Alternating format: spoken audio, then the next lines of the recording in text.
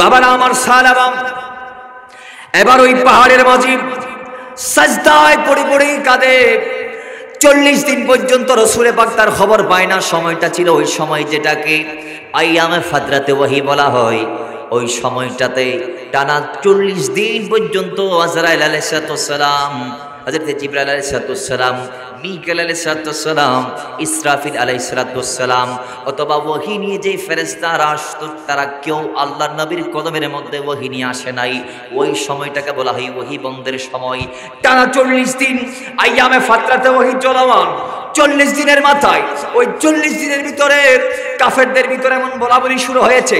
কাফেররা কানাঘুষা করতে লাগলো এই কথা বলে যে মুহাম্মদ কেমন হয় সাল্লাল্লাহু তাআলা আলাইহি ওয়াসাল্লাম, মুহাম্মদ কেমন হয় ওনার রব ভুলে গিয়েছে, মুহাম্মদ কেমন হয় ওনার রব আর চিনে না, মনে হয় ওনার উপর ওহী আসা বন্ধ হয়েছে, এই কারণে ওনার রব মনে হয় তার উপর সন্তুষ্ট হয়েছে, নারাজ হয়েছে, নাউজুবিল্লাহ।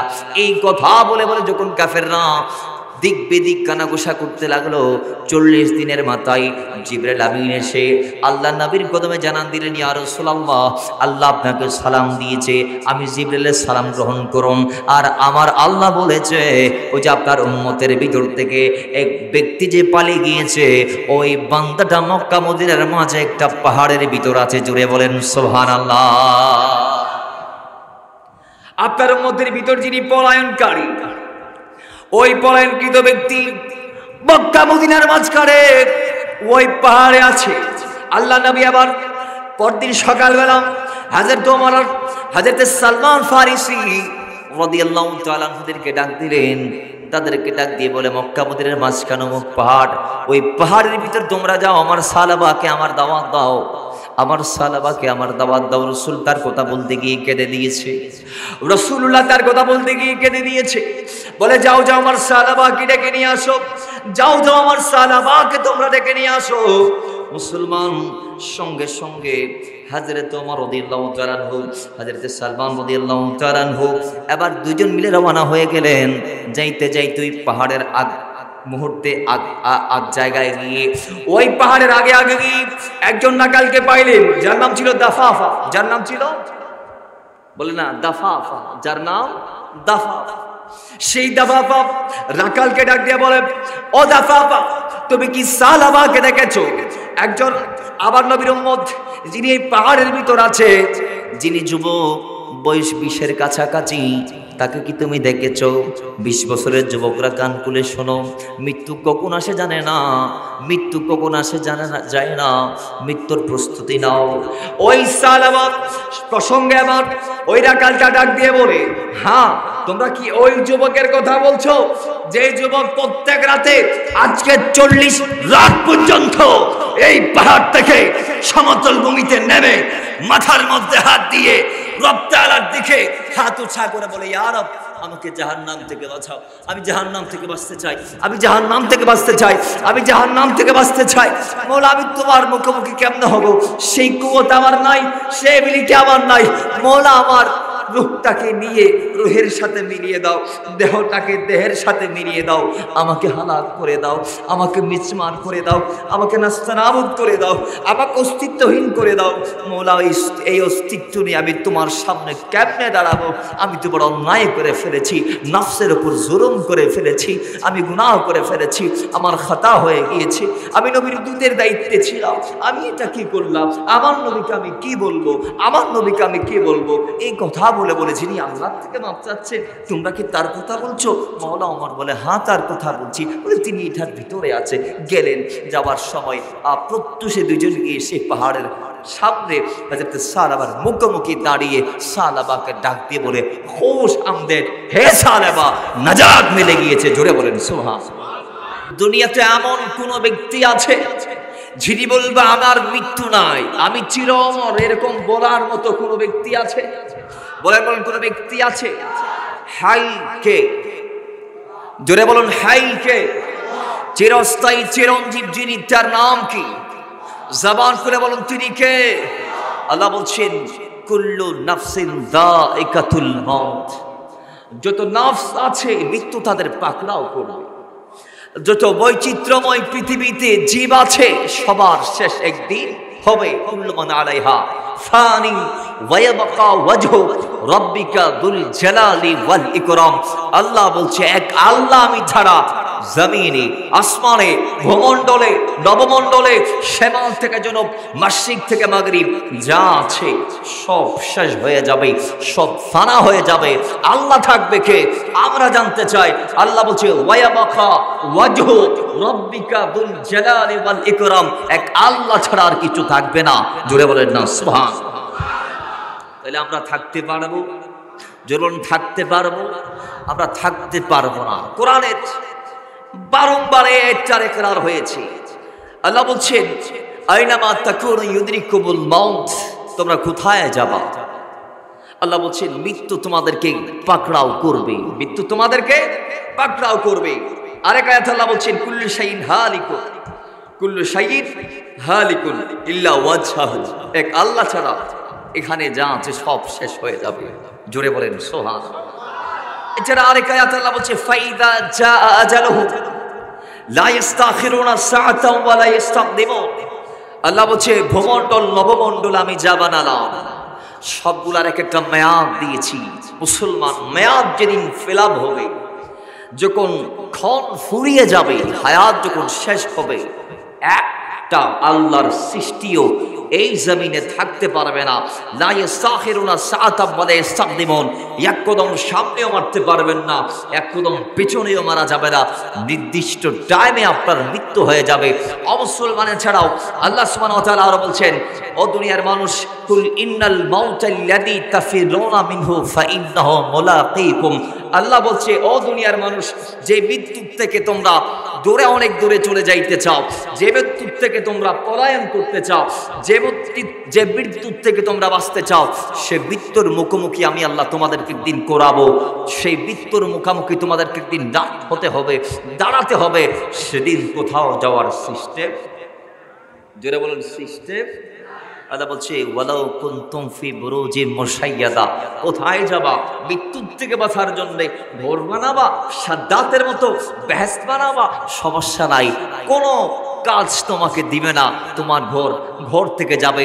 তুমি যদি ডিপ ফ্রিজের ভিতর নিজেকে আবদ্ধ করে ফেলো, অথবা এমনভাবে যদি সুরক্ষিত দুর্গ বানাও যে দুর্গের ভিতর কোনো ছিদ্র নাই, দুনিয়ার আলো যায় না, বাতাস প্রবেশ করে না, আল্লাহ সুবহানাহু ওয়া তাআলা বলছেন আইনামা তাকুনু ইউদরিকুমুল মাউত, মৃত্যু থেকে বাঁচার সিস্টেম আমি আল্লাহ রাখি নাই। ওয়ালাউ কুনতুম ফি বুরুজিন মুশাইয়াদা, যদি বা সুরক্ষিত দুর্গ, সমস্যা নাই।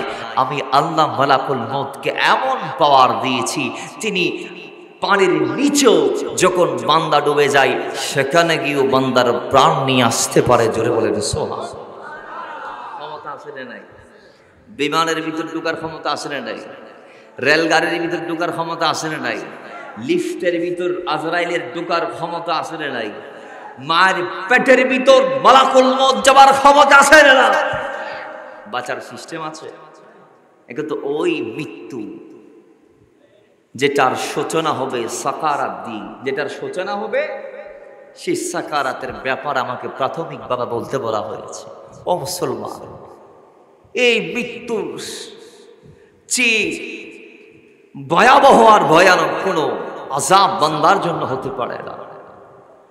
আমাদের আকাবেরগণ বলেছেন আল্লাহ সুবহানাহু ওয়া তাআলা যদি পরকালের শাস্তির বিধান নাও রাখতো, খেয়াল করবেন, আল্লাহ সুবহানাহু ওয়া তাআলা যদি কবরে, হাসরে, নসরে, সিরাতে কিংবা জাহান্নামে শাস্তির বিধানটা যদি নাও রাখতো, শুধুমাত্র মৃত্যুর আগে সাকারাতের যে একটা শাস্তি আল্লাহ রেখেছে বান্দার জন্য নির্দিষ্ট, সে একটা জিনিস যদি আল্লাহ রাখতো, তাহলে দুনিয়ার জমিনের মানুষ এদের উচিত ছিল ওই সাকারাতের বিছানাকে সহজ করার জন্যে তাকে প্রস্তুতি গ্রহণ করে নেয়া। কবরের শাস্তি না থাকলে সমস্যা নাই, মিজানের পাল্লায় তাকে দাঁড় করানো না হলে সমস্যা নাই, জাহান্নাম বান্দার জন্য না থাকলেও সমস্যা নাই। কিন্তু মানুষের উচিত ছিল ওই শাস্তিগুলা যদিও আল্লাহ না দিত, যদি এই শাস্তি একটাই থাকতো সাকারাতের, তাহলে বান্দার উচিত হতো দুনিয়ার হায়াতগুলো এমন ভাবে গুজার করা যাতে বান্দার সাকারাতটা সহজ হয়ে যায়। জুড়ে বলেন না সুবহান। তাহলে বোঝা গিয়েছে এটা এমন একটা কঠিন জিনিস, এটা এমন একটা কঠিন জিনিস।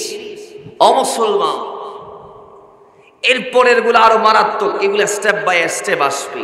এখন আমাদের দেশে একদল আছে যারা বিধর্মী, যারা ইসলামকে বৃদ্ধাঙ্গুলি দেখায়, যারা ইসলামকে বৃদ্ধাঙ্গুলি দেখায়, যারা বলে এটা 33 কোটি দেব দেবতার দেশ, তারা বলে এটা 33 কোটি দেব দেবতার দেশ। আমরা বলি তোমরা ভুলের মধ্যে আছো, কারণ এই আসমান এই জমিন যে আল্লাহর সৃষ্টি, সেটা তোমাদের ধর্মগুরুরাও তোমাদের কিতাবের মধ্যে লিখে দিয়েছেন। কথা বলেন ঠিক কি না? আওয়াজে বলেন ঠিক কি না? আমাদের নবী যে হক, আমাদের দিন যে হক, এটা তাদের কিতাবে আছে। এটা তাদের বলেন না এটা বিধর্মী ভাইদের কিতাবে আছে। ইহুদি খ্রিস্টানদের কথা বাদ দিলাম, তাওরাত জাবুরেতেও আছে। তাওরাত জাবুরে তো ভুরি ভুরি আছে। আপনি কি চান? কয়টা দলিল আপনার লাগবে? কিন্তু হিন্দুদের তো কোনো আসমানি কিতাব নাই, বুদ্ধদের কোনো আসমানি কিতাব নাই, শুধু আসমানি কিতাব আছে ইহুদি আর নাসারাদের, যেগুলো তাওরাত জাবুর, যদিও বা কোরআনের ভাষায় আমরা বলছি তাওরাত জাবুর, কিন্তু ওদের ভাষায় নিউ টেস্টামেন্ট এবং ওল্ড টেস্টামেন্ট দুটা কিতাব। কিন্তু বড় দুঃখের বিষয় হচ্ছে, দুঃখজনক হলেও সত্য, এই ইহুদিরা, এই নাসারারা আল্লাহর আসমানি যে কিতাবগুলা তাদের নবীদের উপর প্রেরিত হয়েছিল, সেই কিতাবগুলাতে তারা জীর্ণ শীর্ণ জলাজীর্ণ করে ফেলেছে। ওই কিতাব থেকে তারা ইচ্ছা মতো বিধান বাদ দিয়েছে, আর তাদের ইচ্ছা মতো বিধান তারা অ্যাডাপ্ট করে দিয়েছে। তার মানে তাওরাতের আসল রূপ জমিনে খুঁজলে বর্তমানে পাওয়া যাবে না, ইনজিলের আসল রূপ জমিনে খুঁজলে পাওয়া যাবে না। এবং বাবারা আমার, এইভাবে অতীতে যত আসমানি কিতাব এসেছে সমস্ত কিতাবগুলা বিকৃত হয়ে গেছে, বিদায় তাদের ধর্ম বিকৃত হয়ে গেছে। আল্লাহ পাক সুবহানাহু ওয়া তাআলার দরবারে এই মুহূর্তে একটা কিতাব চিরন্তন সত্য এবং একটা ধর্ম চিরন্তন সত্য হিসেবে কিয়ামত পর্যন্ত দাঁড়িয়ে থাকবে। যেই ধর্মটা আল্লাহর দরবারে চিরন্তন সত্যতা পেয়েছে, সেই ধর্মের নাম ইসলাম। আর আমরা যারা সেই ধর্মের অনুসারী, আমাদের নাম মুসলমান। আর যে কিতাবটা আল্লাহ আমাদের জন্য দিয়েছে, এখন অজ্ঞত অবস্থায় আছে, সেই কিতাবের নাম কোরআন। জোরে বলেন সুবহানাল্লাহ। মুসলমান সেই আমাদেরকে আল্লাহ সুবহানাহু ওয়া তাআলা যে কিতাব দিয়েছে, এরকম হিন্দুদের কোনো কিতাব নাই। তো তাদের কিতাব, তাদের ধর্মীয় যাজকরা যেগুলা লিখেছেন, তাদের ঋগ্বেদ, অর্জবেদ থেকে শুরু করে যত কিতাব আছে হিন্দুদের, সেই প্রত্যেকটা কিতাবে আমাদের ধর্মের ব্যাপারে বলা হয়েছে। এগুলার কথা বাদ দিলাম, একটা আকলি দলিল আমরা তাদেরকে পেশ করতে চাই। ভাই রে, তোমরা কোরআন বিরোধী যারা আছো, ইসলামকে যারা মানো না, আবার নবীর পরোয়া যারা করো না, যারা বলো কুল হুয়াল্লাহু আহাদ আমরা মানি না, এটা 33 কোটি দেবদেবতার দেশ, এই মর্মের উপর যারা ইয়াকিন করে এখনো পথ পাড়ি দিচ্ছ, তোমাদেরকে একটা মেসেজ দিতে চাই।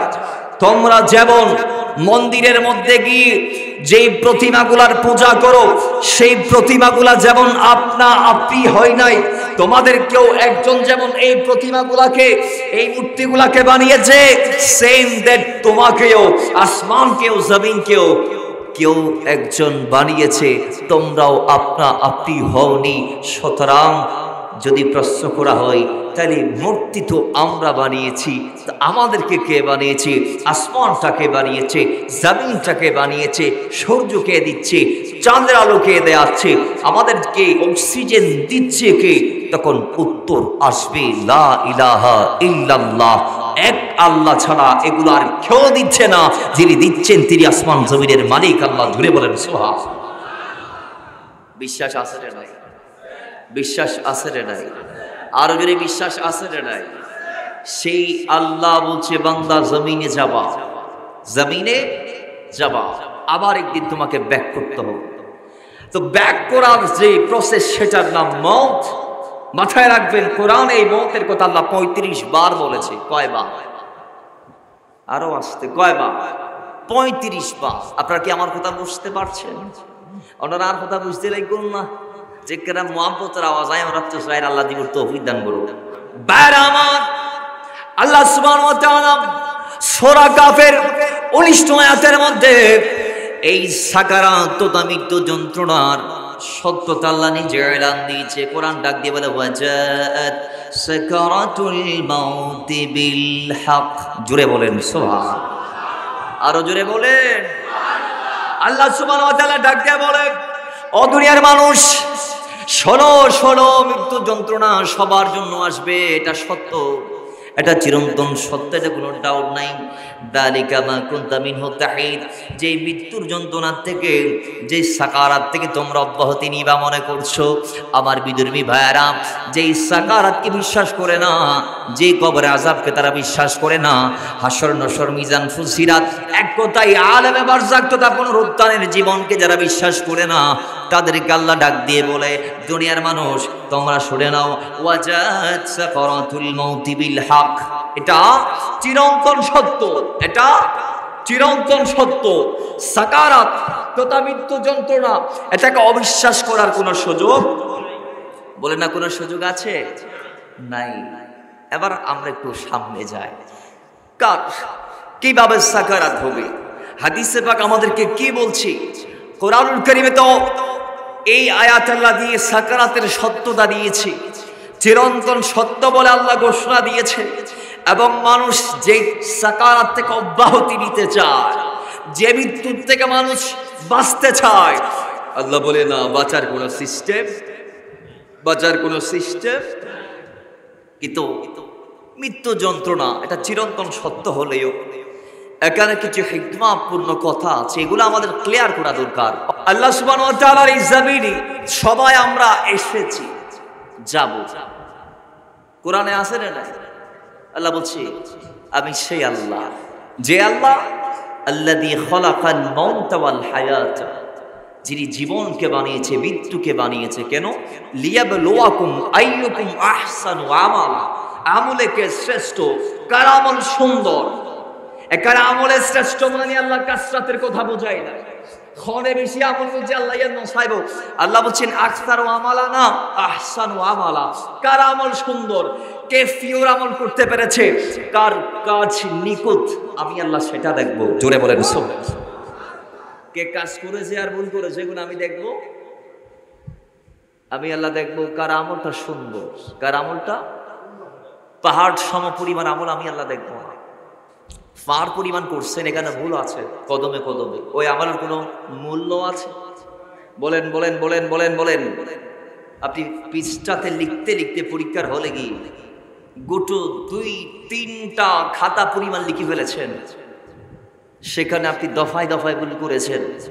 এখন এক্সামিনার যিনি আছে উনি খাতা কাটানোর সময় পরীক্ষার আপনার খাতার নিরীক্ষণ যারা করবে অথবা যিনি কাটবে, তিনি কি আপনাকে মার্ক দিবে? নম্বর দিব না? দিব না দিব না দিব না? এবার আব্দুল কুদ্দুস পাল্লাই ইয়ে নিবে না, সাইতো না, এলে পরীক্ষার খাতা যাবে ওদের কুদ্দুস ইয়ে যাইতো না তো, ঠিক নেবে ঠিক। এবার 1 নম্বর পাল্লাই রোল 1-2 যাইতো না, এবার খাতা যাইব, খাতা তো লেখাই নিয়ে যাইব, লেখা যদি ভুল করলে মার্ক পাইবেন না, পাইবেন না নাম্বার।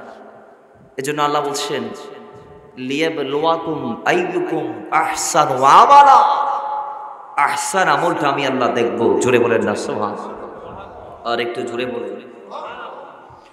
বাবারা আমার, সেই পরীক্ষার হল দুনিয়াতে আমরা এসেছি, সবাই যাই। বর্তমান সমাজে একটা কুপ্রথা, সিস্টেম আছে, সেই সিস্টেমটা এইভাবে যে আমরা যদি দেখি একজন মুসলমান ভাই যাওয়ার সময় তিনি যদি কষ্ট পায়, আমরা মনে করি উনি বদকার, গুনাহগার, ইনি অত্যন্ত এই জমিনের মধ্যে পাপ কাজ করেছে, বিদায় আল্লাহ তাকে আযাব দিচ্ছে। আমরা মনে করি উনি দুনিয়াতে ভালো মানুষ ছিলেন না, মসজিদের ইমাম, আমাদেরকে নামাজ পড়িয়েছে, হয়েছে কি জানি না। যদি উনার নামাজগুলা কবুল হয়ে থাকে তাইলে আল্লাহ ওনাকে এত আযাব কেন দিচ্ছে, মৃত্যুর যন্ত্রণা কেন দিচ্ছে?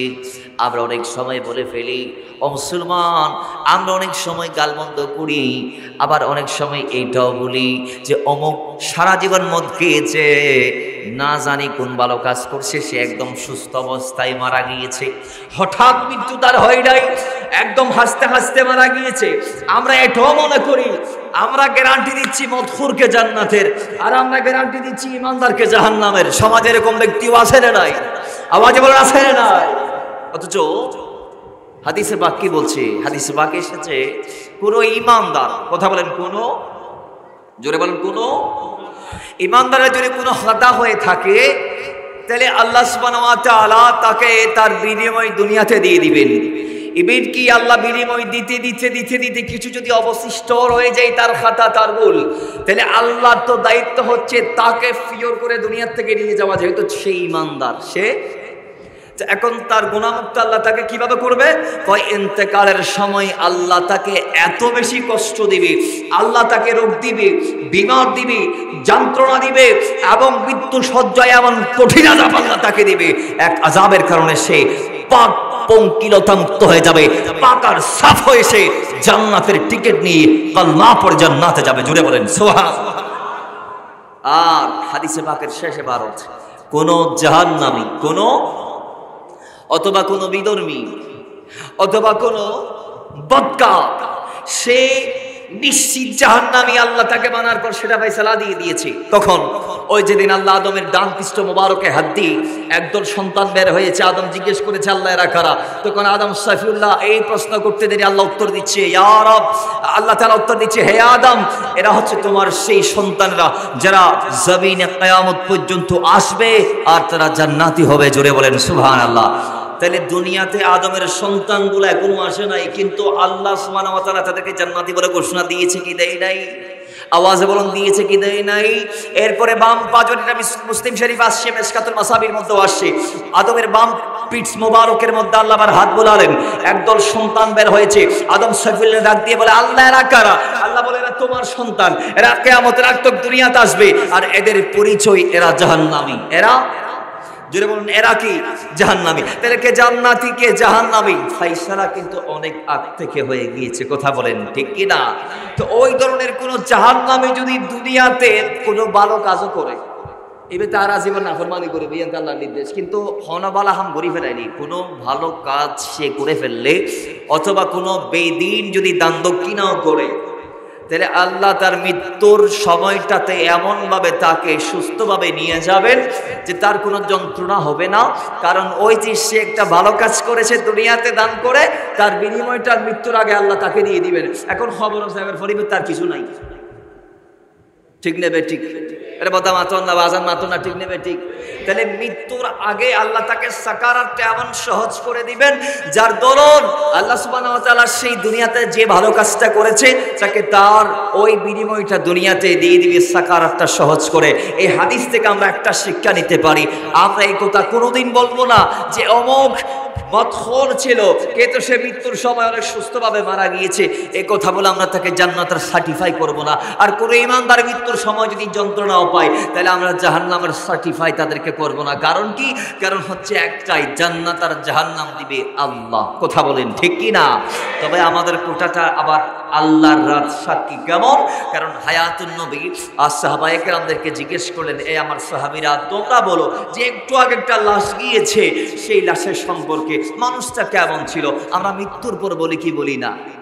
জানাজার মাঠ থেকে আমরা বলি এই মানুষ কেন ছিল, এই লোকটা কেমন ছিল, আমরা বলি কি বলি না? তো সাহাবায়ে কেরাম বললেন, ইয়া রাসূলুল্লাহ সে অনেক ভালো ছিল। তখন তার জন্য সেটা বরাদ্দ হয়ে গিয়েছে। পরক্ষণ আরেকজন আসলেন, তার ব্যাপারে সাহাবায়ে কেরাম মন্দ কথা বললেন, রাসূল বলে তার জন্য তা নির্ধারিত হয়ে গিয়েছে।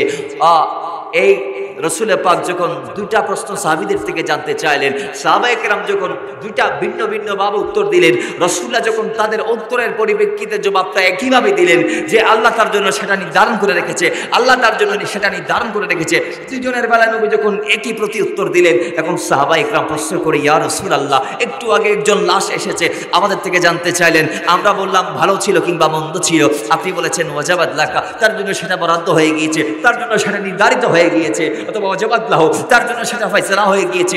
এরপর আরেকজনের বেলায় জিজ্ঞেস করলেন, আমরা ভালো মন্দ বললাম, আবার আপনি বললেন যে তার জন্য সেটা নির্ধারিত হয়ে গিয়েছে। তো সুতরাং ইয়া রাসূলুল্লাহ প্রশ্ন একই, উত্তর আমরা দিয়েছি দুইভাবে, আপনি প্রতি উত্তর দিয়েছেন একইভাবে, দুটার ব্যাপারে আমরা জানতে চাই দুটার ব্যাপারে একই প্রতি উত্তর কেন? আল্লাহর নবী ডাক দিয়ে বলে, কারণ হচ্ছে তোমরা আল্লাহর কুদরতি রাত সাক্ষী, কথা বলেন ঠিক কি না?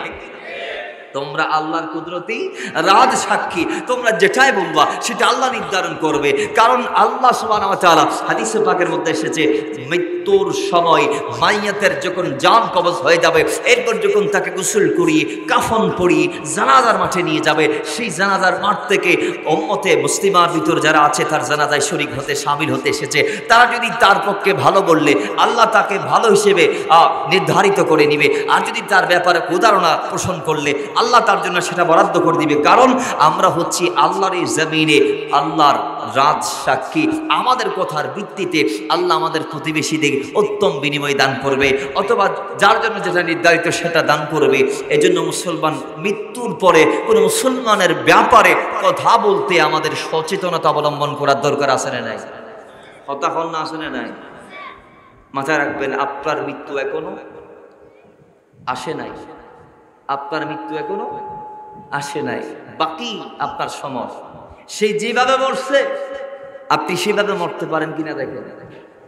আরেকজনকে বলে দিলাম সে এইটা গাইছে ওইটা গাইছে এইটা করছে ওইটা করছে, সার্টিফাই আমি আপনি করে দিলাম, কিন্তু আপনার আমার মৃত্যুটা কিভাবে হবে সেটার ব্যাপারে আমাদের খবর রাখা দরকার আছে না নাই? কথা বলেন আছে না নাই? আমরা নিজের খবর রাখি, চায়ের দোকানে বসে বসে আরেকজনের গীবত করি, কার ছেড়ে কি করছে, কার মেয়ে কোথায় যাচ্ছে। আমাদের দৈনন্দিন জীবনের কাজ একাংশ হচ্ছে এই। ঠিক কথা বলেন ঠিক কিনা? ও মুসলমান, আল্লাহ সুবহানাহু ওয়া তাআলা কোরআন আমাদেরকে ডাক দিয়ে এলান দেই, ও দুনিয়ার মানুষ, একজন বেদিনের মৃত্যু যন্ত্রণা যখন শুরু হয়ে যাবে, মৃত্যু যন্ত্রণার জন্য ফেরেশতারা যখন তার দিকে হাত বাড়িয়ে দিবে, তখন আল্লাহর এই জমিনে তাকে বাঁচানোর মতো, সেফ করার মতো দ্বিতীয় আর কোনো ব্যক্তি থাকবে? কথা বলেন থাকবে? সূরা নামের 93 আয়াতের মধ্যে আল্লাহ সুবহানাহু ওয়া তাআলা ডাক দিয়ে বলে, ফেরেশতারা এসে মৃত্যু যন্ত্রণার সময় যখন হাত বাড়িয়ে দিবে, ওই বান্দাকে রক্ষা করার মতো আর কোনো জাত নাই, তার জন্য আর কোনো সাহায্যকারী নাই। যেখানে আল্লাহ নবীর গোলামরা জমিন থেকে যাওয়ার সময় আমাদেরকে শিক্ষা দিয়েছে মৃত্যু যন্ত্রণা প্রত্যেকের জন্য নির্ধারিত। রাসূল পাকের অনেক সাহাবীর মৃত্যু যন্ত্রণা সম্পর্কে হাদিসে পাকের মধ্যে এসেছে, কারো ভালো, কারো বা আরেকটু অন্যরকম। বন্ধ আমি বলছি না, কার একটু ভিন্ন রকম। যেমন আলকামা মাকে একটু অবমূল্যায়ন করেছে, মৃত্যুর সময় যন্ত্রণায় ছটফট করে কিন্তু কলমা মুখ দিয়ে আসে। কলমা আসতেছে, বলে না কলমা আসতেছে। আরেক সাহাবীর কথা আসছে, যিনি যুবক অবস্থায় আল্লাহ নবীর খেদমত করার সুযোগ পেয়েছিলেন। রাসূল পাকের যুবক সাহাবী হযরতে সালাবা ইবনে আব্দুর রহমান, রাসূলের গোলাম, রাসূল পাকের দূত, আল্লাহর নবী একটা জায়গায় তাকে পাঠাচ্ছেন।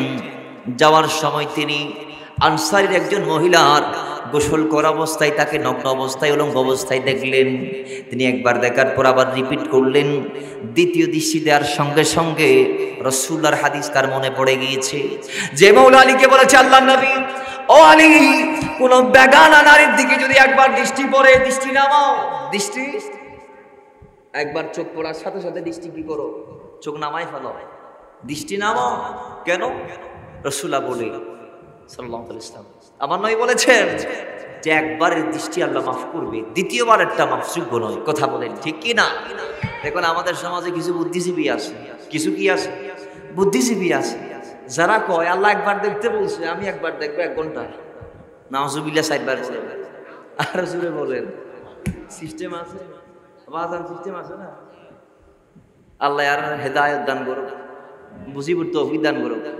আর আজ যুবকল রাস্তার মুরব্বী, তাই স্কুল মাদ্রাসার পয়েন্ট, স্কুল মাদ্রাসার আফুল বাইরে বিশ্ব মাঝে জিয়ারত করে দা আসলে নাই রে, মাতন না জিয়ারত করে দা আসলে নাই। আর আমি ছাড়া মা বাবার খবর হতে সপ্তাহে একবারও জিয়ারত না করে ওই স্কুলের গেট হচ্ছে হরে, আরে মাতন না হরে। স্কুল ছুটি দিব আগে আগে দৈনন্দিন জীবনের একখান ডিউটি এর দিয়ে দেখো। আল্লাহ আর এই সমাজরে এই মুক্ত করি দক্ষ সিটারি বাটপার চলিব না, 2 নাম্বার চলিব না। মিলাদুন নবী আর করি লাভ নাই তো।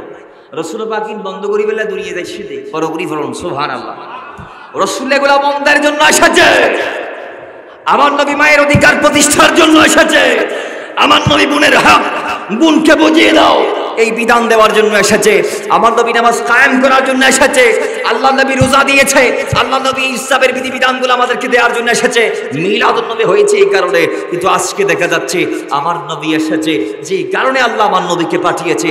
মওলুদুন নবীর ১৫০০ বছর পরেও আজকে মুসলমানদের সমাজে দেখা যাচ্ছে ওই আইয়ামে জাহেলিয়াতে যে বর্বরতা, যে অন্ধকারগুলো ছিল, সেগুলো আজকের সমাজেও বিদ্যমান আছে না? আরো আস্তে আস্তে তো এই নরে সারার বাড়ি বাড়ি এরা আর দূর করতে চাইতে নসাই মাথর না চাইলে নসা নসাইলে মিলাদুন নবী তাইও লাভ নাই, বইও লাভ নাই, নবীর আগমনে খুশি হয়ে লাভ নাই। আর যদি কম ঠিক আছে ওখানে আর আজ এত সিদ্ধান্ত লইলে আমার আর জীবনের পরিবর্তন করি বেলা চেষ্টা করছো তুইলে হইলে ইনশা বড় করি ফরত ইনশা আল্লাহ আর ফতরা আর আল্লাহ সহজ করে দেব আরো বড় করি আল্লাহুম্মা ইয়াসসির লানা ফি উমুরিনা আমিন পড়েন। মুহাব্বতে দরুদ পড়ে আল্লাহুম্মা সাল্লি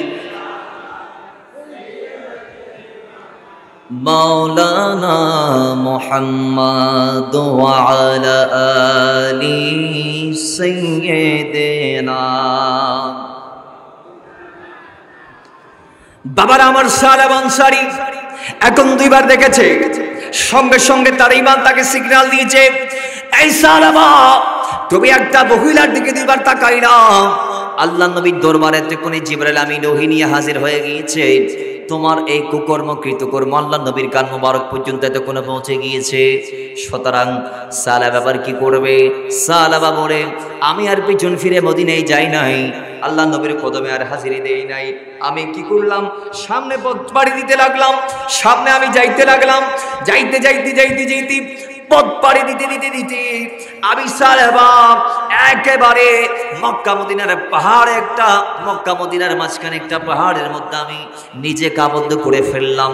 আর সেই পাহাড়ের মাঝখানে বসে আমি সাহাবা একটানা 40 দিন পর্যন্ত রব্বে করিমের দরবারে গুনাহ মাফ চাইতে লাগলাম, জাহান্নাম থেকে মুক্তি চাইতে লাগলাম। জোরে বলেন সুবহানাল্লাহ। বাবার আমার ইমানের কান লাগাম, এখানে অনেক চমৎকার চমৎকার শিক্ষা আছে। মৃত্যুর কোনো গ্যারান্টি আমরা দিতে পারবো না, কার মৃত্যু কখন কিভাবে আসে। আমি আজকে এক হাদিসে পেয়েছি, যারা 60 ঊর্ধ্ব ব্যক্তি 8 বছরের ঊর্ধ্বে যারা আয়াত পাই বছর মাত্র না বছর আর গ্রামত হইলে 8 বছর বছর 60 বছর এর ঊর্ধ্বে যারা হায়াত পাবে, আল্লাহ এদের অজুহাত শুনবে না, আল্লাহ এদের অজুহাত শুনবে না। এটারা যদি কয় আল্লাহ সময় না পাই দেই গোড়া 8 বছর আছে দুনিয়াত বছর 60 বছর, ইতারা যদি কয় মৌলাই টাইম না পাই তওবা করি বেলাই, তাহলে এর কি মানি লওয়া জানে? আল্লাহ বলবো না তোমার 60 বছর টাইম দেই, তুই কি হদ দেয়া বড় করি ফরল না। তাইলে আমাদের উচিত হবে তওবা করা। এখন বিভিন্ন নবীরাও আল্লাহর মৃত্যুর দূত যিনি মালাকুল মউত, সেই মালাকুল মউতকে জিজ্ঞেস করেছিলেন, হে মৃত্যুর দূত মালাকুল মউত, আমরা জানতে চাই ও আজরাইল আলাইহিস সালাম, আপনি যে আসেন আপনি একটু আগে আপনার প্রতিনিধি পাঠাইতে পারেন না? আপনি যে আসবেন আপনি যে একদিন সত্য সহ মানুষের সামনে দাঁড়াবেন, সেটা বলার জন্য কি আগে কাউকে পাঠাতে পারেন না? তখন মালাকুল মউত বলছে, পাঠাই তো, আমি তো বারবার প্রতিনিধি পাঠাই, মানুষ তো দিল কাম চোখ খোলা রাখে না, বিদায় বারবার ভুলে যাই।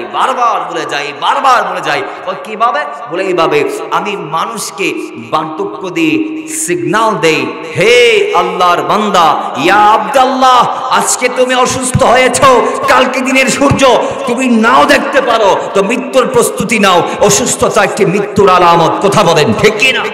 আরো জোরে বলেন ঠিক কি না? আল্লাহ সুবহানাহু ওয়া তাআলার দূত মালাকুল মউত বলছে, এরপর আমি মানুষকে বার্ধক্য দেই, মানে বুড়াকাল, বার্ধক্য, বৃদ্ধকাল, কয় এটা আমার সিগন্যাল। আমি মানুষকে জানিয়ে দেই, তোমার চুল সাদা হয়ে যাচ্ছে, তোমার চোখ আগের মতো কাজ করছে না, তোমার কান আগের মতো শুনছে না, তুমি জবান দিয়ে আগের মতো বলতে পারো না, তোমার হাত আগের মতো কাজ করছে না, তোমার পা আগের মতো চলছে না। এটা আমি আজরাইলের পাঠানো সিগন্যাল, এটাই মৃত্যুর সিগন্যাল। এখন সময় হয়েছে, মৃত্যুর প্রস্তুতি নাও, মালাকুল মউতের মুখোমুখি দাঁড়ানোর প্রস্তুতি গ্রহণ করো। কথা বলেন ঠিক? বাবারা আমার সাহাবা এবার ওই পাহাড়ের মাঝি সাজদায় পড়ে পড়ে কাঁদে। 40 দিন পর্যন্ত রসুলে পাক তার খবর পায় না। সময়টা ছিল ওই সময় যেটাকে আইয়ামে ফাদরাতে ওয়াহি বলা হয়। ওই সময়টাতে টানা 40 দিন পর্যন্ত আজরাইল আলাইহিস সালাম, হযরত জিবরাইল আলাইহিস সালাম, মিকাইল আলাইহিস সালাম, ইসরাফিল আলাইহিস সালাম অথবা ওয়াহি নিয়ে যে ফেরেশতারা আসতো তারা কেউ আল্লাহর নবীর কদমের মধ্যে ওয়াহি নিয়ে আসে নাই। ওই সময়টাকে বলা হয় ওয়াহি বন্ধের সময়। টানা 40 দিন আইয়ামে ফাতরাতে ওয়াহি চলমান। 40 দিনের মাথায় ওই 40 দিনের ভিতরে কাফেরদের ভিতরে এমন বলাবলি শুরু হয়েছে। কাফেররা কানাঘুষা করতে লাগলো এই কথা বলে যে মুহাম্মদকে মনে হয় সাল্লাল্লাহু তাআলা আলাইহি ওয়াসাল্লাম, মুহাম্মদকে মনে হয় ওনার রব ভুলে গিয়েছে, মুহাম্মদকে মনে হয় ওনার রব আর চিনে না, মনে হয় ওনার উপর ওয়াহি আসা বন্ধ হয়েছে, এই কারণে ওনার রব মনে হয় তার উপর সন্তুষ্ট হয়েছে, নারাজ হয়েছে, নাউজুবিল্লাহ। এই কথা বলে বলে যখন কাফেররা দিক বেদিক কানাঘুষা করতে লাগলো, 40 দিনের মাথায় জিবরাইল আমিন এসে আল্লাহ নবীর কদমে জানান দিলেন, ইয়া রাসূলুল্লাহ, আল্লাহ আপনাকে সালাম দিয়েছে, আমি জিবরাইলের সালাম গ্রহণ করুন। আর আমার আল্লাহ বলেছে ওই যে আপনার উম্মতের ভিতর থেকে এক ব্যক্তি যে পালিয়ে গিয়েছে, ওই বান্দাটা মক্কা মদিনার মাঝে একটা পাহাড়ের ভিতর আছে। জুড়ে বলেন সুবহানাল্লাহ। আপনার উম্মতের ভিতর যিনি পলায়নকারী, ওই পলায়নকৃত ব্যক্তি মক্কা মদিনার মাঝখানে ওই পাহাড়ে আছে। আল্লাহ নবী আবার পরদিন সকালবেলা হযরত সালমান ফারিসি রাদিয়াল্লাহু তাআলা আনহুদেরকে ডাক দিলেন। তাদেরকে ডাক দিয়ে বলে, মক্কা মদিনার মাঝখানে অমুক পাহাড়, ওই পাহাড়ের ভিতর তোমরা যাও, আমার সালাবাকে আমার দাওয়াত দাও, আমার সালাবাকে আমার দাওয়াত দাও। রসুল তার কথা বলতে গিয়ে কেঁদে দিয়েছে। রসুল্লাহ তার কথা বলতে গিয়ে কেঁদে দিয়েছে। বলে, যাও যাও আমার সালাবাকে ডেকে নিয়ে আসো, যাও যাও আমার সালাবাকে তোমরা ডেকে নিয়ে আসো। মুসলমান সঙ্গে সঙ্গে হযরত ওমর রাদিয়াল্লাহু তাআলা আনহু, হযরত সালমান রাদিয়াল্লাহু তাআলা আনহু এবার দুজন মিলে রওনা হয়ে গেলেন। যাইতে যাইতে ওই পাহাড়ের মুহূর্তে আগ জায়গায় গিয়ে ওই পাহাড়ের আগে আগে গিয়ে একজন নাকালকে পাইলেন, যার নাম ছিল দাফাফা। যার নাম ছিল, বলে না, দাফাফা, যার নাম দাফাফা। সেই দাফাফা রাকালকে ডাক দিয়ে বলে, ও দাফাফা, তুমি কি সালাবাকে দেখেছো? একজন আবার নবীর উম্মত যিনি এই পাহাড়ের ভিতর আছে, যিনি যুবক, বয়স 20-এর কাছাকাছি, তাকে কি তুমি দেখেছো? 20 বছরের যুবকরা কান খুলে শোনো, মৃত্যু কখন আসে জানে না, মৃত্যু কখন আসে যায় না, মৃত্যুর প্রস্তুতি নাও। ওই সালাবা প্রসঙ্গে আবার ওই রাকালটা ডাক দিয়ে বলে, হ্যাঁ, তোমরা কি ওই যুবকের কথা বলছো যে যুবক প্রত্যেক রাতে আজকে 40 রাত পর্যন্ত এই পাহাড় থেকে সমতল ভূমিতে নেমে মাথার মধ্যে হাত দিয়ে রব তাআলার দিকে হাত উঁচা করে বলে, ইয়া রব, আমাকে জাহান্নাম থেকে বাঁচাও, আমি জাহান্নাম থেকে বাঁচতে চাই, আমি জাহান্নাম থেকে বাঁচতে চাই, আমি জাহান্নাম থেকে বাঁচতে চাই। মওলা, আমি তোমার মুখোমুখি কেমনে হব? সেই কুওয়াত আমার নাই, সেই এবিলিটি আমার নাই। মওলা, আমার রূহটাকে নিয়ে রূহের সাথে মিলিয়ে দাও, দেহটাকে দেহের সাথে মিলিয়ে দাও, আমাকে হালাক করে দাও, আমাকে মিচমার করে দাও, আমাকে নাস্তানাবুদ করে দাও, আমাকে অস্তিত্বহীন করে দাও। মওলা, এই অস্তিত্ব নিয়ে আমি তোমার সামনে কেমনে দাঁড়াবো? আমি তো বড় অন্যায় করে ফেলেছি, নফসের উপর জুলুম করে ফেলেছি, আমি গুনাহ করে ফেলেছি, আমার খাতা হয়ে গিয়েছে, আমি নবীর দূতের দায়িত্বে ছিলাম, আমি এটা কি করলাম? আমার নবীকে আমি কি বলবো? আমার নবীকে আমি কি বলবো? এই কথা বলে বলে যিনি আল্লাহ থেকে মাপ চাচ্ছে, তোমরা কি তার কথা বলছো? মওলা ওমর বলে, হ্যাঁ, তার কথা বলছি। বলে, তিনি এটার ভিতরে আছে। গেলেন, যাওয়ার সময় প্রত্যুষে দুজন গিয়ে সেই পাহাড়ের সামনে হযরত সালাবার মুখোমুখি দাঁড়িয়ে সালাবাকে ডাক দিয়ে বলে, খুশ আমদেদ, হে সালাবা, নাজাত মিলে গিয়েছে। জোরে বলেন সুবহানাল্লাহ। কয়, আমি ওমর, ইনি হযরত সালমান ফারিসি, তুমি সালাবার জন্য আমরা নবীর পক্ষ থেকে এসেছি তোমাকে নিয়ে যাওয়ার জন্য। বাইরে আমার সালাবা চোখের পানি ছেড়ে দিলেন। সালাবা চোখের পানি ছেড়ে দিয়ে বলে, রাসূলুল্লাহর খবর হয়ে গিয়েছে আমার, রাসূলুল্লাহ জেনে গিয়েছে কি আমার গুনাহের ব্যাপারে। মাওলা আমার ডাক দিয়ে বলে, আমরা এত কিছু জানি না, তবে একটা জিনিস আমি দেখেছি, সেইটা হচ্ছে যে গতকালকে যখন রসুল তোমার কথা বলেছে, চোখ দিয়ে পানি চলে এসেছে আমার নবীর। সুবহানাল্লাহ। নবী কেঁদে কেঁদে তোমার সংবাদ দিয়েছে। ও সালেবা আসো। আল্লাহ নবীর গোলাম সালেবা ডাক দিয়ে বলে, মাওলা আমার আমাকে নিয়ে যাবেন। হযরত সালমান রাদিয়াল্লাহু তাআলা আমাকে নিয়ে যাবেন, তবে আমি সালেবার একটা দাবি আছে। সেই দাবিটা কি আমরা জানতে চাই। হুজুর আমার দাবি হলো, আমাকে ওই মুহূর্তে রাসূল পাকের সামনাসামনি আপনারা নিয়ে যাবেন যেই সময় হইতে বেলাল ইকামত দিবে অথবা আল্লাহর নবী নামাজ আদায় করবেন। জুড়ে বলেন সুবহানাল্লাহ। তো মুহাব্বতে দরুদে পাক পড়ে আল্লাহুম্মা সাল্লি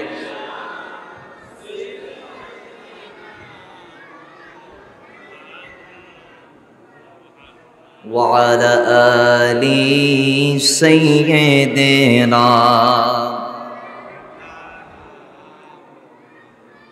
বাবারা আমার সাহাবা বলে, ওমর, ও সালমান রাদিয়াল্লাহু তাআলা, ওই সময়ে আমাকে রাসূলুল্লাহর সামনাসামনি আপনারা নিয়ে যান যেই সময়টাতে আল্লাহর নবী রাহমাতাল লিল আলামিন হই নামাজ পড়বেন অথবা হযরত বেলাল রাদিয়াল্লাহু তাআলা ইকামত দিবেন। এই দুই টাইমের কোন একটা টাইম আমাকে আল্লাহর নবীর সামনে আপনারা নিয়ে যাবেন, সেটা আমার মনসা চাহনি। বাস যেই কথা সেই কাজ। নিয়ে গেল ফজর নামাজের সময়। সুবহানাল্লাহ পড়ে। কোন সময়ে? আর যদি বলেন কোন সময়? এক রাতে রাসূল তাদেরকে বলেছে অমুক পাহাড়ে সালেবা আছে, তাকে নিয়ে আসো। সকালে রওনা দিয়েছে। পরের দিন প্রত্যুষে সকালবেলা সালেবার কাছে পৌঁছেছে। প্রত্যুষে সালেবাকে রওনা দিয়েছে। সালেবাকে নিয়ে প্রত্যুষে আবার তারা রওনা দিয়েছে এই পাহাড় থেকে। পরের দিন ফজরের নামাজের ইমামতি রাসূল পাক যখন করে, ওই সময় তারাও বই মিলে সেখানে উপস্থিত হলো। আল্লাহ নবী নামাজ পড়াই। হযরত ওমর এবং সালমান রাদিয়াল্লাহু তাআলা আল্লাহ নবীর পিছনে তারা ইক্তেদা করে দাঁড়িয়ে গেলেন। আর সাহাবা কোণের মধ্যে দাঁড়ালেন। আল্লাহর কসম, ও মুসলমান, সাহাবা আল্লাহ নবীর প্রথম কারাত যখন শুনেছে, সেদিন যাকাতের মধ্যে প্রথম কারাত শুনতে দেরি আল্লাহ নবী যখন তেলাওয়াত শুরু করলেন, আলহামদুলিল্লাহি রাব্বিল আলামিন الرحمن الرحيم مالك يوم الدين إياك نعبد وإياك نستعين اهدنا الصراط المستقيم صراط الذين أنعمت عليهم غير المغضوب عليهم ولا الضالين آمين। আল্লাহ নবী কিরাত শুরু করলেন। সাহাবা বেহুশ হয়ে গেলেন। আল্লাহ নবীর জবান দিয়ে তেলাওয়াতের আওয়াজ শুনে সাহাবা বেহুশ হয়ে গেলেন। পরক করে আল্লাহ নবী নামাজ শরীফ শেষ করলেন। শেষ করার পরে মাওলা ওমর এবং হযরত সালমান রাদিয়াল্লাহু তাআলাকে ডাক দিয়ে বলে, কোথায় আমার সাহাবাকে কোথায় রেখেছো, নিয়ে এসেছো নাকি? তখন তারা উভয় মিলে সাহাবার দিকে দেখাই দিলেন। সাহাবা নবীর সামনাসামনি হলো। সুবহানাল্লাহ। সাহাবা নবীর সামনাসামনি। আবার আল্লাহ নবী রাহমাতাল লিল আলামিন সাহাবাকে ডাক দিলেন, সাহাবা দিকে আসো। ইয়া রাসূলুল্লাহ, গুনাহে জর্জরিত আমি আমার জীবনটা গুনাহে মিসমার করে দিয়েছি, শেষ করে দিয়েছি। ইয়া রাসূলুল্লাহ, আল্লাহ আমাকে মাফ করবে কিনা জানি না। রাসূল বলে, সাহাবা কি গুনাহ করেছে আমি জানতে চাই। ইয়া রাসূলুল্লাহ, অনেক বেশি গুনাহ করে ফেলেছি, গুনার সম্পর্কে বলা যাবে না। আল্লাহ নবী ডাক দিয়ে বলে, আমি কি তোমাকে এমন একটা আয়াত শিক্ষা দেব যে আয়াতটি একবার পড়লে আল্লাহ বান্দার তামাম জিন্দেগির গুনাহ মাফ করে দেয়। জোরে বলেন সুবহানাল্লাহ। আরো জোরে বলেন না সুবহানাল্লাহ। রাসূলুল্লাহ সঙ্গে সঙ্গে ডাক দিয়ে বলে, এই সাহাবা সূরা বাকারার 201 নং আয়াত পড়ো। আল্লাহুম্মা আতিনা ফিদ দুনিয়া হাসানাতাও ওয়া ফিল আখিরাতি হাসানা ওয়া কিনা আযাবান নার। পড়ো সাহাবা, আমার জবান দিয়ে পড়ো। সাহাবা পড়লেন, আবার বললেন, ইয়া রাসূলুল্লাহ, আবার বল, আমাকে বলছে আল্লাহ আমাকে মাফ করবে না, করবে না, করবে না। রাসূল আমার মন আমাকে বলছে আল্লাহ আমাকে মাফ করবে না। এই আয়াত তো হয়তো আমার গুনাহ মাফ হবে না, কারণ আমি এত বড় গুনাহগার। রাসূল বলে, বোকা, এই কথা বলতে নাই। আল্লাহর রহমত দুনিয়ার সব কিছুর চেয়ে বড়। আল্লাহর যদি রহমত হয় তোমাকে আল্লাহ মাফ করে দিবে। জোরে বলেন সুবহানাল্লাহ। সাহাবা কাঁদতে আছে, পাগলামি করে সাহাবা। রাসূল বলে, তাকে তার বাসায় নিয়ে যাও। এক সাহাবী তাকে তার বাড়িতে দিয়ে আসলেন। 8 দিন পর হযরতে সালমান রাদিয়াল্লাহু তাআলা, হযরতে সালমান রাদিয়াল্লাহু তাআলা 8 দিন পরে নবীজির কাছে আসলেন। এসে বলে, ইয়া রাসূলুল্লাহ, আপনি কি কোনো খবর শুনেছেন সালাবা সম্পর্কে? সুবহানাল্লাহ বলেন। আরো আসতে বলেন না সুবহানাল্লাহ। আপনাদের কি খারাপ লাগছে? খারাপ লাগছে, কষ্ট লাগছে, বিরক্ত হচ্ছেন? আলোচনা কি চলবে? আল্লাহ কবুল করুন। আরো জোরে বলুন। বাবারা আমার, রাসূলুল্লাহ ডাক দিয়ে বলে, সালাবাকে তার বাড়িতে দিয়ে আসলেন। 8 দিন পরে হযরত সালমান রাদিয়াল্লাহু তাআলা আল্লাহ নবীর কদমে এসে ডাক দিয়ে বলে, ইয়া রাসূলুল্লাহ, আপনি কি সালাবার সম্পর্কে কোনো কথা জানেননি? রাসূলে পাক ডাক দিয়ে বলে, কি হয়েছে বলো। ওগো আল্লাহর নবী, আপনার সামনে থেকে সালাবা বাড়িতে গিয়েছে, আজকে 8 দিন যাবত সালাবা বিছনার থেকে পিঠ উঠাইতে পারে নাই। জোরে বলে রাসূলুল্লাহ, সালাবা সুস্থ। একটা জিনিস দেখেন, আল্লাহর নবী সাহাবায়ে কেরামদের অসুস্থতার সংবাদ শুনে তাদেরকে দেখতে চাইতেন। সুবহানাল্লাহ। সেটা তায়েফের বুড়িমা হোক অথবা একজন কাফেরের ছেলে যিনি আমার নবীর জুতা ঠিক করে দিত, তিনি হোক। সুবহানাল্লাহ। জোরে বলেন, আর একটু জোরে বলেন না, আরো জোরে বলেন না। আমাদের ভিতরে সেই অভ্যাস আনার দরকার আছে না নাই? আমাদের ভাই অসুস্থ হলে আমরা বলি, আমি ওনার চেহারা দেখবো না, উনি আমার ভাই হয়ে আমাকে ঠকিয়েছে। নাউজুবিল্লাহ। জোরে বলেন। আমরা আমাদের ভাইদেরকে মাফ করি না, একটু ভুলের কারণে মা সন্তান থেকে আলাদা হয়ে যায়। একটা ভুলকে কেন্দ্র করে স্বামী স্ত্রীর বিচ্ছেদ ঘটে। কিন্তু কথা বলেন ঠিক কি না? কেন করছি? আজকে ডিভোর্সের সংখ্যা কমছে না বাড়ছে? বাড়ছে। কেন? আমাদের ভিতর ক্ষমা করার মন মানসিকতাটা নাই বিদায় ডিভোর্সের সংখ্যা বেড়ে যাচ্ছে দিনের পর দিন। আজকে 1 কোটি টাকা দেন মোহর দেওয়ার পরেও স্ত্রীকে ঘরে রাখা যাচ্ছে না। কথা বলেন ঠিক কি না? 1 কোটি টাকা দেওয়া ভরবি এর বয় নাই, তুই এন কিল্লাই করছিস, বাদ ডিলেট আছে না নাই? আর কিছু আছে মোবাইলে ওটু তালাক দিয়ে দিচ্ছে, মোবাইলে হড়া ভিডিও কল করে বোঝা ভাই, আয় হায় হায়, কথা আসলে বলতে হয়। এগুলো হওয়ার পিছনেও কারণ আছে না নাই? ওটু তালাক মারার পিছনে তোর কারণ আছে না নাই?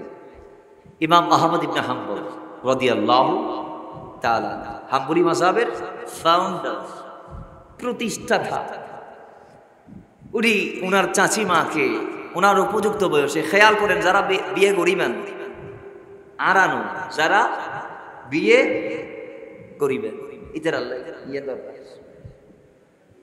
ইমাম আহমদ ইবনে হাম্বল তার চাচি আম্মাকে বলতেন, চাচি আম্মা, অমুক শায়েখের বাসায় 2টা কন্যা সন্তান আছে, আপনি একটু যান, তাদের সম্পর্কে খোঁজ খবর নেন, আমি প্রস্তাব নিয়ে আপনাকে পাঠালাম, আপনি তাদেরকে নিয়ে জাস্টিফাই করুন, ফিল্টারিং করুন, আপনি তাদেরকে দেখে এসে আমাকে জানান। একটু জুড়ে বলেন না সুবহানাল্লাহ। চাচি আম্মা গেলেন, তাদেরকে দেখে আসলেন। ইমাম আহমদ ইবনে হাম্বল বলছেন, মা বলো খবর কি দেখেছেন?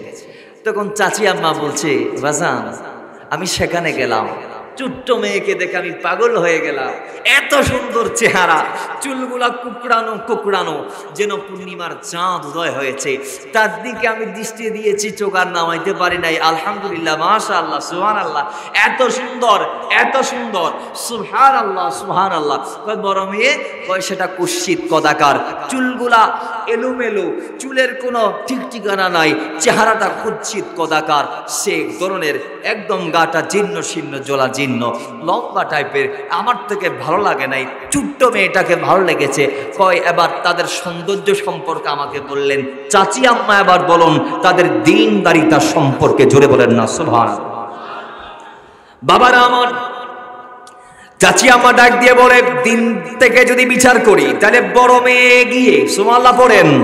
এবার ওই চাচি আম্মা ডাক দিয়ে বলে, দিনদারিতার দিক থেকে যদি বিচার করা হয় তাহলে ছোট্ট মেয়ে হার মানলে বড় মেয়ের কাছে। সুবহানাল্লাহ পড়েন। তার মানে তাকওয়া এবং পরহেজগারিতাই ছোট মেয়ের চেয়ে বড় মেয়ে সেরা, সৌন্দর্যে বড় মেয়ের চেয়ে ছোট মেয়ে সেরা। এখন মনে হয় সেই ইমাম আহমদ ইবনে হাম্বলের জায়গায় আমি আপনি বলে কি বলতাম? ঠিক আছে, ঘুরে বেলো হইতেন না হইতেন, কথা বলেন না। আমরা হলে সৌন্দর্যের ওই জিনিসটাকে প্রাধান্য দিতাম, কিন্তু ইমাম আহমদ ইবনে হাম্বল বলছেন, চাচি আম্মা সৌন্দর্য আমার দরকার নাই, যার অন্তর সুন্দর তাকে আমার দরকার। যিনি তাকওয়া, যার ভিতর আল্লাহর ভয় আছে, যার থেকে দিনদারিতা বেশি আছে, আমার তাকে লাগবে। কারণ দুনিয়ার মানুষের কাছে যদিও বা চামড়া যার সুন্দর তার দাম আছে, কিন্তু আল্লাহর কাছে ইন্না আকরামাকুম ইনদাল্লাহি আতকাকুম, আল্লাহর কাছে যিনি দিনদার, তাকওয়াবান, পরহেজগার, যার অন্তরে আল্লাহ আছে, আল্লাহ রাসূল আছে, তার দাম আল্লাহর কাছে আছে। জুড়ে বলেন না সুবহানাল্লাহ। আমি ওইটাকে বিয়ে করব যেটা দ্বীন ইসলামের দিক থেকে সেরা, সৌন্দর্যের দিক থেকে নয়। জুড়ে বলেন সুবহানাল্লাহ। 30 বছর তার সাথে সংসার করলেন। কথা বলেন কয় বছর? আর জুড়ে বলেন কয় বছর? 30 বছর তার সাথে সংসার করলেন। 30 বছর পরে উনি ইন্তেকাল করলেন। ইমাম আহমদ ইবনে হাম্বল ওনার জানাজা পড়ালেন, কাফন দিলেন, দাফন দিলেন। দেওয়ার পরে ইমাম আহমদ ইবনে হাম্বল রাদিয়াল্লাহু তাআলা ডাক দিয়ে বলে, ইয়া উম্মে আব্দুল্লাহ, ও আব্দুল্লাহর মা, ও আমার সন্তান আব্দুল্লাহর মা, আমার স্ত্রী, আমার অর্ধাঙ্গিনী, 30 বছর তোমার সাথে আমার সংসার জীবন চলেছে। 30 বছর আগে আমি তোমাকে নেকাহ করেছিলাম, শাদী করেছিলাম। ওয়াল্লাহি একদিনের জন্য তোমার সাথে আমার জোড়াজাটি হয় নাই। এখন একজন ছাত্র ওনার দাঁড়িয়ে প্রশ্ন করে, হুজুর বেয়াদবি মাফ করবেন, আমার একটা সওয়াল ছিল। বেটা বলো কি সওয়াল? কয় হুজুর, যেখানে মৌলা আলী মা ফাতেমার মাঝে ঝগড়া হয়েছে, সেখানে আপনি বলছেন আপনার স্ত্রীর সাথে ঝগড়া হয় নাই, কেমনে পসিবল, কেমনে সম্ভব? আমি জানতে চাই। কয় সম্ভব হয়েছে এমনে, যখন আমার রাগ আসতো তখন আমি বকাবকি করতাম, আমার স্ত্রী চুপি সারে শুনতো, আর তার মাথার মেজাজ যখন গরম হতো, সে বকাবকি করলে আমি চুপটি মেরে বসে থাকতাম, প্রতিবাদ করতাম না। বিদায় 30 বছরের সংসার জীবনে আমাদের 1 ইঞ্চি 1 সেকেন্ডের জন্য মনোমালিন্য হয় নাই। জোরে বলেন না সুবহান। তাহলে এই মনোভাব আমাদের মাঝে আছে? আছে নাই? জামাই তুই বললি বলতেছে কি দে, আছে না নাই? আর স্ত্রীর মাথা গরম হয়েছে, একদিন একটা বলছে জামাই একদম তেলে বেগে আগুনে জ্বলি পুরি ছাই শেষ ওমা। তাহলে এই ধরনের বৈরী মনোভাব আমাদের থেকে যতদিন পরিহার হবে না, ততদিন আমরা বিয়ে করব, শান্তি পাবো না, সংসারও টিকবে না। কথা বলেন ঠিক কি না? আরো জোরে বলেন ঠিক কি না? ও মুসলমান, সেই হযরতে সালেবা রাদিয়াল্লাহু তাআলার কথাই ছিলাম আমরা। সালেবা আবার রাসূলুল্লাহ তার অসুস্থতার সংবাদ শুনে তার কাছে গেলেন। নবীজি তাকে দেখতে গেলেন। রাসূলুল্লাহ তাকে যখন দেখতে গেলেন, তার মুমূর্ষ অবস্থা দেখে আল্লাহর নবী রাহমাতাল লিল আলামিন শিয়কুল মুবারকের মধ্যে সালেবার মাথা মুবারক রাখলেন। সালেবা আমার নবীর কুল থেকে মাথা সরাই ফেললেন। মাথা যখন সরাই ফেললেন, আল্লাহর নবী ডাক দিয়ে বলে, সালেবা কেন মাথা সরাইলাম? আমি রাসূল, আমার কুল মুবারকে তোমার মাথা দিলাম, তুমি মাথা কেন সরাইলা? আমি জানতে চাই। সালেবা বলো বলো, কেন তুমি মাথা সরাইলা? সালেবা ডাক দিয়ে বলে, ইয়া রাসূলুল্লাহ, যিনি গুনায় জর্জরিত, যার যার ভিতরটা নাপাক হয়ে গিয়েছে, যিনি গুনায় জীর্ণ শীর্ণ হয়ে গিয়েছে, যিনি নফসের উপর জুলুম করেছে, তার যোগ্যতা নাই তার মাথা মুস্তাফার উপর, মুস্তাফার রাত মুবারকের উপর রাখার তার যোগ্যতা নাই। ইয়া রাসূলুল্লাহ, এই কারণে আমি মাথা সরাই ফেললাম। আল্লাহ নবী ডাক দিয়ে বলে, সালেবা তুমি কি চাও আমাকে একটু বলে দাও। ইয়া রাসূলুল্লাহ, আমি চাই আমার প্রভুর পক্ষ থেকে মাগফিরাত তথা ক্ষমা, এই একটা জিনিস আমি চাই। রাসূল বলে, সালেবা তোমার কেমন লাগছে? আরেক ওয়াফিস প্রশ্ন। সালেবা ডাক দিয়ে বলে, ইয়া রাসূলুল্লাহ, আমার ভেতরে এমন লাগছে, মনে হচ্ছে আমার মাংসের ভিতরে হাড্ডির উপরে পিঁপড়া বিড়বিড় করছে, কিছু একটা প্রাণী হাঁটা চলা করছে। ইয়া রাসূলুল্লাহ, আমার এইরকম হচ্ছে, আমার এরকম মনে হচ্ছে। রাসূল, আমার এরকম মনে হচ্ছে।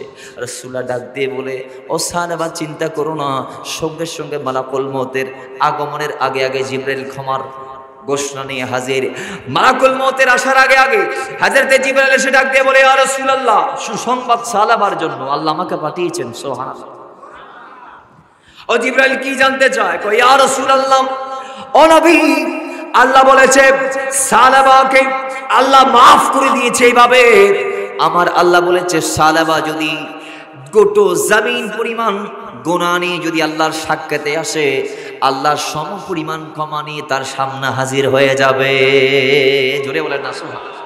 তার মানে তার গুনাহ যদি দুনিয়া পরিমাণও হয়, সেই গুনাহ নিয়ে যদি সে আল্লাহর সাক্ষাতে আসতে চায়, তাহলে আল্লাহ বলেছেন আল্লাহ তাকে মাফ করে দিবে এভাবে যে ওই সমপরিমাণ ক্ষমা নিয়ে আল্লাহ তার সামনে হাজির হয়ে যাবে। তখন রাসূলুল্লাহ ডাক দিয়ে বলে, জিবরাইল, সংবাদকে আমি সালাবাকে দিতে পারি? এই ঘোষণাটাকে আমি সালাবাকে দিতে পারি? এই সংবাদটাকে আমি সালাবার কানে পৌঁছাই দিতে পারি? জিবরাইল বলে, ইয়া রাসূলুল্লাহ, অবশ্যই, নবী অবশ্যই পারেন। রাসূলুল্লাহ পাক ডাক দিয়ে বলে, সালাবা, কবুল হয়ে গিয়েছো, মাগফিরাতের কমা চলে এসেছে। এই মুহূর্তে জিবরাইল আলাইহিস সালাম এসে আমাকে বলেছে আল্লাহ তোমাকে মাফ করে দিয়েছে। এইভাবে যে আল্লাহ বলেছে তুমি যদি ফুটো জামিন পরিমাণ গুনাহ নিয়ে আল্লাহর সাক্ষাতে হাজির হও, কিন্তু আল্লাহ তোমার সামনে সমপরিমাণ ক্ষমা নিয়ে হাজির হবে। জোরে বলেন না সুবহানাল্লাহ। বাবা, এরপরে হযরত সালাবা একটা চিৎকার মারলেন। কয়টা? একটা চিৎকার মারলেন খুশিতে। সেই চিৎকারে তিনি ইন্তেকাল করলেন। পড়ি ইন্না লিল্লাহি ওয়া ইন্না ইলাইহি রাজিউন। মৃত্যু যন্ত্রণা সবার জন্য আসে না। রাসূলে পাক যখন সাকরাত আরম্ভ হয়েছে, মায়েশার হাদিস, নবীজির পাশে একটা পানির পাত্র ছিল, আমার নবী সেখানে হাত ঢুকিয়ে দিলেন। সেখান থেকে আল্লাহর নবী পানি নিয়ে নিজ হস্ত মোবারক দিয়ে চেহারা মোবারকের মধ্যে মাসাজ করতে আছে, আর ডাক দিয়ে বলে, কালমা শরীফ পাঠ করার পর ডাক দিয়ে বলে, আল্লাহ আমার সাকারাতকে আপনি সহজ করে দিন। একটু জোরে বলেন না সুবহানাল্লাহ। তাহলে এই সাকারাত এটা সবার জন্য নির্ধারিত, সবার জন্য নির্ধারিত। নবীজি শিক্ষা দিয়েছেন, উম্মত প্রস্তুতি নাও মৃত্যুর মোকাবেলা করার। কথা বলেন ঠিক কিনা? তো মৃত্যুর মোকাবেলা কি অস্ত্র দিয়ে করা যাবে? গুলি দিয়ে করা যাবে না। মৃত্যুর মোকাবেলা সম্ভব ঈমান আর আমল দিয়ে। কথা বলেন ঠিক কিনা? আরো জুড়ে ঠিক কিনা? আল্লাহ আমাদেরকে করার তৌফিক দান করুন। এরপর নবীজি সালাবার গোসল দিলেন, কাফন পরালেন, জানাজার মাঠে নিয়ে গেলেন।